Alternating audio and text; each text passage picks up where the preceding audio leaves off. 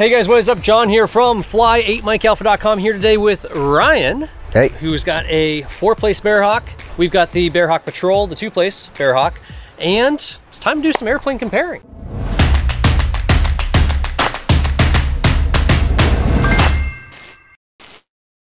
You know the drill. Basically, we're taking off. We're gonna do formation takeoff. We'll climb to 1,000 feet, see who gets there first. Then we will do some slow flight testing. We'll do some fast flight testing. We'll do a power off glide. And we'll come out and land in a beautiful place like this and see who can land shorter. So how long have you had yours? About 2 years. 2 years. So how many hours on it, you think? I've got about almost 300 hours. 300 total hours. I bought it 109 hours. So see, people up here in Alaska, they actually fly their airplanes. Pretty cool. So let's get to it, guys. Cool, and we'll just be going straight up to 1,000 feet. 3, 2, 1, go.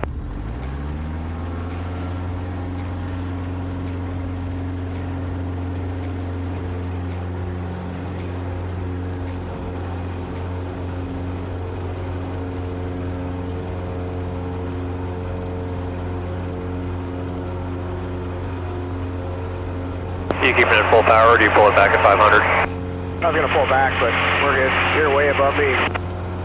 Okay, cool. Well, yeah, I'll just keep it full power up to 1,000 feet. We'll see how long it takes for me to get there. Next up is the slow flight, so we'll go ahead and hang them on the prop, full flaps, get them as slow as we can go. We will look at our ground speed and see how slow we can get these things. Talk a little bit about the ground speed and our indicator airspeed while we're doing this. Ready to do a little slow flight test here? Sure.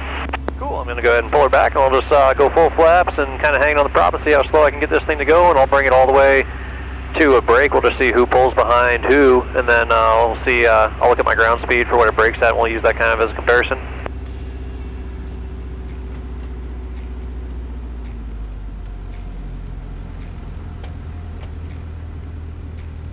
Down to 39 over the ground. Oh, there's your brake. What'd you brake at? Just under 40 knots indicated. Cool. What are you seeing for a ground speed at the brake? That's 45 mile an hour is about where I'm cruising at with full flap. Cool. Yeah, I'm seeing just about 35 mile an hour over the ground right now, but indicating 0. You know. I think I do better with flaps 3 than flaps 4 because right there is right at 40 miles an hour. Yeah, it's for me, flaps 3 is definitely a lot better airflow over the tail. Yeah, if I really hang around the prop here and give it a whole bunch of power, full flap, I'm coming down to 35 mile an hour ground speed. Pretty impressive, really. Yeah, I mean, I don't know what the winds are doing out here, but it does go slow when it's nice and light. It's hard for me to come in and land at 35 like that. You know, I really come in above 40 for controllability. You know, there's not a lot of rudder and aileron and all that left at those super high angles attack. Next up is fast flight. How fast can you go? These are both 0360s, both 180 horsepower. So a little bit more weight. You're weighing in today at about just under 2,000? Yep. Just under 2,000. I'm weighing in about 1,500, a little bit lighter today. Took a bunch of junk out of the plane. So I've got about 500 pounds on. That's kind of explains some of the takeoff performance, the climb rate and everything. All right, let's see who goes faster or what the difference is here. Remember also 31-inch tires and 26-inch Goodyears, which are even smaller than a 26-inch bush wheel. Damn you, big tires. Oh yeah, those 31s are slowing you down a bit there, it looks like. Well, 24 squared, 11 gallons an hour. I could lean her out here a little bit, get back to 10.5, and I'm doing 116 over the ground. Showing 100 indicated and 92 over the ground, knots. 92 knots, cool. I'm doing 116, 117 mile an hour over the ground at about 10.5 an hour. All right, and next up is going to be the power off glide. So we will get next to each other, 2,000 feet, chop the power. See who's going to glide a little bit better. You glide at about 65 miles an hour. About 60 miles an hour. 60 miles an hour. 56 knots. So we'll do the same thing. 60 miles an hour. Last time we tested this was with the 170 at 70 miles an hour. It was doing about 900 feet a minute down. We'll see how we do now. We're at about 60 miles an hour indicated, coming down from 2,000 feet down to 1,000. And 3, 2, 1, idle. Yeah, coming down 60 indicated. I'm seeing about 800 to 900 feet a minute. 60 indicated as well, miles an hour. About 500. How the heck are you? How am I coming down faster than you when you got those big tires?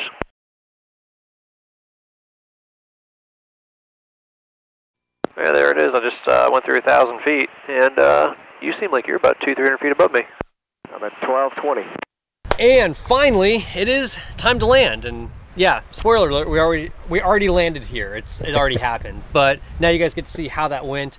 Who landed shorter? Obviously, some pilot skill involved. 300 hours in the plane. Yeah. You got some pilot skill there. I got 200. Don't. I gotta have some type of handicap here. So yeah, it's a cool little spot here. We'll see who got stopped first. And remember, this is a real world thing. This is not a stall competition. We are not trying to land at the beginning of the gravel bar, because if we come up short, there's a 4-foot drop that takes your gear off. And there's also some trees and things that we're kind of navigating around here. So this is real world. This is who can get stopped in the real world first. 2,000 pounds, 1,500 pounds, very similar wing, same engines. Let's see it.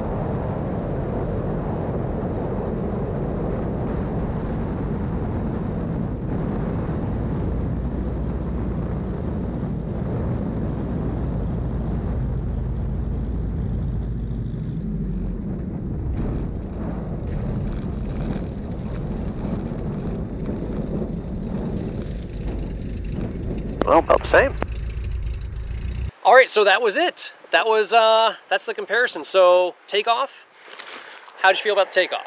Felt like I had extra weight. That's probably the biggest thing that I've noticed in this airplane is every pound counts. So when you're building them, build them as light as you can, because it will make a big difference. You're sitting at 1360 empty, you said? Yeah. And this is sitting at 1230 empty, which is not substantially lighter considering that you've got more space and more stuff in that plane. You got more metal in it, and you've also just got, much bigger tires, bigger tail wheel. That's another thing. So just looking here, ground clearance wise, we've got basically the monster truck. Yeah. And we've got the baby truck, Yeah. the Ford Ranger. Yeah. And ground clearance wise, anyways. So takeoff pretty good. Out climbed you a little bit, got off the ground just before you. Yeah. Out climbed you a little bit. Again, same engines. Yeah. And 500 pounds lighter, what do you think it's going to do? Mm-hmm. So, but yeah, it did up to 1,000 feet, full power in less than a minute. So over 1,000 feet a minute average, getting up there to 1,000 feet for the two place. And you were just kind of behind me there, maybe doing 800-900 feet a minute, something like that. Yeah. Slow flight, you came in, about the slowest you got was about 46 over the ground or so? I think so, yeah. And I was seeing 35, 36 or so over the ground, so almost 10 slower. Again, 500 pounds less, slightly different wing, really hanging on that prop. So yeah, as far as where we're at CG-wise, well, we're probably sitting in a slightly better place CG-wise here, just because big tires, lots of stuff, up front on that airplane compared to what we have in the Bearhawk right now, or in the, they're both Bearhawks, in the two-place Bearhawk in the Patrol right now. And then our fast flight, you were doing about 100 something? Well, once again, I'm on knots, so it gets me, so I'd have to about 115, 118 or something like that. Yeah, over the indicated. Yeah, indicated, miles an hour. Oh, so. And then miles an hour over the ground, maybe 5 to miles an hour slower than what we're doing here. Yep. Again, weight's a big function in your top speed too, not just your slow speed, not just your takeoff or your landing, but also your cruise speed. Weight takes cruise speed off of the Patrol for sure. When we fly this thing at 1450, it's a lot faster than we fly it at 2,000 pounds, and same thing with the four place. Any airplane's going to be like that. Going to be weight sensitive. And then we did the glide, which was kind of interesting. So you beat me on the glide. I can't explain it. Yeah, I should have dropped a lot. The 170 beat me on the glide also. So for some reason, this one's just doesn't want to glide. It just wants to land. It just wants to come down. Yeah, not by a lot. We were seeing probably 800, 900 feet a minute. Last time we were seeing 900 to 1,000 feet a minute coming down at 70. This time we did it at 60. And you were... When you called 1,000, I was at 1225. Yeah, so you beat me by about, 200 feet there. So, yeah, not gliding so well. I think you beat me in everything else. Yeah, and it might partially be the prop on here. This prop is like a huge brake. It is an amazing prop, how hard it pulls. Yeah. Great performance out of the thing. Love it. And also love that it acts like an air brake, because it really helps me get down quick into spots. But yeah, it's like a big air brake when you're trying to glide somewhere. Yeah. So something to think about. And then the landing. We landed the same. Yeah. Yeah. I'm just as bad as you, or you're just as bad as me. Well, I don't think either one of us, like you said, I don't think either one of us really got after the landing. No. There was no, we landed, we hit our spot, and I didn't brake on it super hard. I didn't have my tail off the ground or anything else. So yeah, it was... we were 300 some feet you know, maybe 400 feet from the start of the gravel bar, from the usable landing distance area from that tree that we were trying to kind of avoid. We're 300 feet or less from it when we got stopped. So, and there's really not much wind of anything to speak of. Slight wind, a couple, 3 knots or something. Yeah. So, pretty cool. Now tell me, 2 years, 300 hours in the plane. Give me your top 3 things you love about it. Top 3 things you would change if you're going to build this thing from scratch. Well, just a little quick history is I didn't build the airplane. A man in Wyoming built it. It was flown up here. Another guy bought it, and I bought it from him. And he needed to get out from it. So I got a great deal. So that would probably be number 1 is the price on it. I got a great deal. The motor's basically a bulletproof. You get guys are constantly, hey, put on these different heads, do this or that, let's beef it up. Like, man, I like reliability. This is Alaska. That's what's important to me. So I love the reliability factor. And then the loadability. You know, went out up to Bold Airstrip last week. I had my golden retriever, my 4-year-old who weighs 55 pounds, my wife and my baby and I. And we had a cooler and all kinds of stuff in the back. I think I would probably run out of CG before I'd run out of weight capability in this thing. So that's what I really like. It's and when we flew the 4-place round, I loved how much we could load in there. Yeah. You know, I mean, we can really load a lot of stuff into this thing when we were flying a 4-place round. And now we've got this guy. And like you saw in the 170 comparison video, if you guys didn't see that video, links in the description below. But we'll load 2 fat bikes and camping gear and 2 people in the 170. Same thing with the 4-place. Not going to happen with the Bearhawk. You can load all that stuff, but you're not going to take 2 people. You're going to lose one of those people. It's going to be a solo camp trip. Or you're going to be flying out with buddies and bringing more airplanes, which is totally cool too. That's good. Yeah, more airplanes is fun. What would you do different? You got some different stuff. This is not the stock Bearhawk. The most cool thing here is the gear. Yeah. So this is not stock Bearhawk gear. So what would you do different building one? Obviously, your tail wheel and your main gear are a little different. Well, there's pluses and minuses. We'll have to pop the engine cowl and show you, but because I have the 0360, but for the ability to build lots and have everything the same, you could put a 540 or whatever in here. So on my pop on mine, my motor sits way out front. I've got all this space, but you need it for the CG because if you want to carry stuff, you need it. However, I have difficulty seeing over that engine cowl, especially if I try and bring it in real slow speed where my nose is up. Forward visibility is not fantastic on either of them. More Cub style, and that's what we noticed, especially with the 170, very obvious with the 170. That cowling slopes down, and this one's straight out, and that's how Cubs are. You just learn to look over the side there a little bit, you know, or take your last peek and then pull that nose up. It's not ideal, but it is what it is. And yeah, I mean, so forward visibility would be awesome to somehow drop that cowl a little bit, lower that engine, do something to increase forward visibility. Yeah. Then you also, I mean, your tail wheel and your main gear are like monster truck style. Yeah.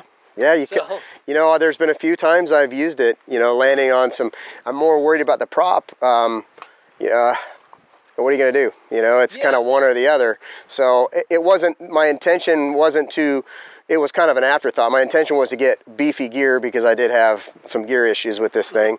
And then the T3 tail wheel, I kind of had gone back and forth with the Matco tail wheel.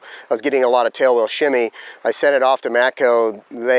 They fixed it for me. I've had no more issues. Nice. So I ran it with a small tail wheel like yours for a while, and I had even worse forward visibility to the point where I kind of scared myself landing a few times in some tight, you know, with trees on either side because I couldn't see anything forward. And that was something we kind of compared on ours because we had an even tinier tail wheel to begin with. Worse forward visibility, better takeoff performance, but then also that tail wheel was like a tail hook on a F-16 or F-18 or whatever on an aircraft carrier, just digging through this sand, hooking you. You land on a gravel bar and it's got you stopped pretty quick, but we didn't want to break the tail wheel off. So upgrade the tail wheel, happy with it, decrease the takeoff performance a little bit. You know, help move the CG further aft, which was cool actually. But yeah, so that's still a Bearhawk tail wheel on there, and over on yours you got the T3 suspension, and that's a Matco tail wheel. Matco, Matco. And then for your gear, what do you have for gear up there? This F. Atlee Dodge built the gear for me. Okay, so that's like basically the extended. It's based off of airframes, their mall gear. You know, this is why experimentals are so awesome because you're going to go buy. I looked at buying the mall gear that would have fit right on this airplane from airframes for I think they were $4,700. Yep. That was $1,800. You know, and they're. And that raised you up what, 3 inches? 3 inches, yeah. Yeah, so that raised you up 3 inches. Because you can see, I mean, obviously this is unlevel ground, but I mean, I'm going to bump my head on my wing. Well. And Yeah, we got some clearance over here. And you got belly clearance. That's the biggest thing. You got belly clearance. I don't really have so much belly clearance. When you talk about going through strips with, you know, those little alder brushes, you know, that are, you know, a foot or two high, you know, you kind of worry a little bit, you know, and you worry about the lift struts, you know, the struts on the horizontal and the flying wires dragging through that stuff, and there you got your tail out of there, you know, above them. So 3 things you like. The 3 things you would change is the gear, the forward visibility. What's your third? Man, I don't know. You're happy with it? Yeah, it's a good airplane. I've done a lot of work to it since I bought the airplane. Just lots of little things, some big things. You know, I love Clint down at Vetterman Exhaust. Got to give some serious props. What a difference that exhaust made. When I bought it, it had 4 straight pipes. It was like a Harley, and they came out by your feet. And they weighed probably 40 pounds versus his dual crossover. And my engine, the baffles were rubbing through the engine cowl. That's why you see the little blister, which I was going to go with the 170B blister, but I couldn't find one that would fit right. So, you know, the aviation community in Anchorage and Wasilla area is awesome. So Randy with Carbon Concepts, he taught me how to work carbon, and I made the blisters myself. So just lots of little things that, you know, have over 2 years, it seems like it's been a constant issues. And now I go 15 flights in a row and I'm like, why is it not breaking? Nothing's breaking. Yeah, it's all worked out. It's all the way you want it. And that is something with experimentals, especially if you build one, that fly-off period, that period of getting worked in there and upgrading some things, changing some things, working out some kinks and bugs. I mean, you know, Cessna's had like 60 years to work it out on the 172. And you build a new airplane, it's a new airplane. So you got to work out a few little bugs here and there. But I think we need to take a look at them a little closer up, because you got to see inside the foreplace and inside the Patrol to really appreciate the space difference that's in the foreplace, and what you can load in that thing is pretty cool. So let's take a little closer look.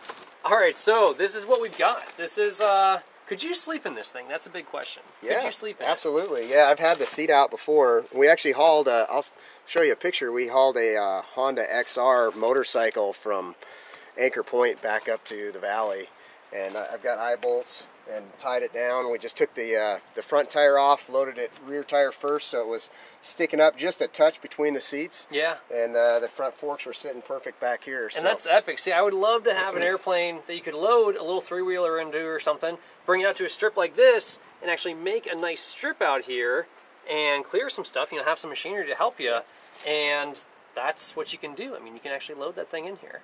Well, I think that was the designer Bob Barrow's initial idea anyways, was to be able to bring an engine to the bush and do a complete engine change of an airplane out in the field. And, you know, that was kind of the thought, and it's, people have run with it. And so inside here you got room for all your gear. You've got 2 seats in the back, 2 seats up front. Nice little panel there. Your flap handle is right in the middle there. And how do you feel about the flap pulling on this thing as far as the strength required? Well, did you see I've got an extension on mine? You've got the extension handle. Yes. So on mine, I grab it here for the first 2, and then I grab it up here for the last 2. Nice. And so you've got an extra 6-8 inches on there. That makes it a lot easier to pull that thing. And these are some big flaps, you know, 7 feet of flaps. And really big flaps. Like 65 or 67 degrees, whatever it is. It's a lot of force to pull that back. So one of the guys is a local fabricator. He did this, you know, so he put in the thumb piece down below, and then also up top. So that's sweet. That's a really cool mod, because even in the Patrol, it's a bit of a workout to pull 40 flaps. You know, if you're anything over, you know, 60 miles an hour, 55 miles an hour, anything faster than that, you're pulling pretty hard. Yeah. I did replace the aluminum flap gate. This is stainless steel that a local guy's fabricated for me, because I kept bending it before the extension was on. I'm pulling at an angle, and I kept bending the gate, and then I broke it twice. And so that's been something that I've talked to some other guys that they have had the same issues. So no, that's really cool. So that's upgraded there. Yeah, well, you got the right airplane for doing stuff out here. Let's take a quick look at the Patrol. Most of you guys have already seen, but we'll pop in there one more time just to look at the baggage area on the Patrol here. So we've got our back seat that pops out. We've got all that space back there that you guys have seen. Ryan, are you going to sleep in this? Are you going to sleep in the Patrol? In the Patrol? I don't know. If you took that back seat out, I might be able to stretch out. Do you like to sleep in the fetal position? Maybe. So, yeah, I mean, there's actually quite a bit of space when you pop the back seat, especially if we could remove the back stick. If we had that little cub modification here, which would be easy to do, you could pop that back stick out. Don't mind the garbage bag. We always carry a garbage bag because when we go out to places like this, there's never garbage out here. But if there is, we take it out of here because it's a nice thing to do and it keeps all of our backcountry strips clean. But yeah, so it's pretty roomy in here also. It's just not the room for 2 people up front and then your 3-wheeler in back. All right, so end of the day, yeah, it's a pretty good airplane. You're happy with it? Very much. Yeah. And if you're going to sell it today, what is your buy it now price? Because that's what everybody wants to know. I can't replace it for anything close to, I mean, I think, I don't know. 100? Yeah, 100, sure. 100? Yeah, you let go for 100 grand. Maybe. Yeah, maybe. Yeah, we take about at least 100 to replace the thing. Yeah. At least. There's nothing out there right now that's going to do what this one does for, for that price. Yep. So. Last question, any downside to the taller gear? Is it wobbly at all? No. Not in crosswind, don't worry about it at all? No. Just overall happy with taller gear. Yeah, I love the gear. That's it is pretty sweet. It makes it look really cool. Definitely the cool factor you got going on. Yeah. So very cool. Thanks for coming out, Ryan. Yeah. This was fun. And you guys know what to do. Like the video, subscribe if you have not already. We will see y'all in the next airplane comparison video.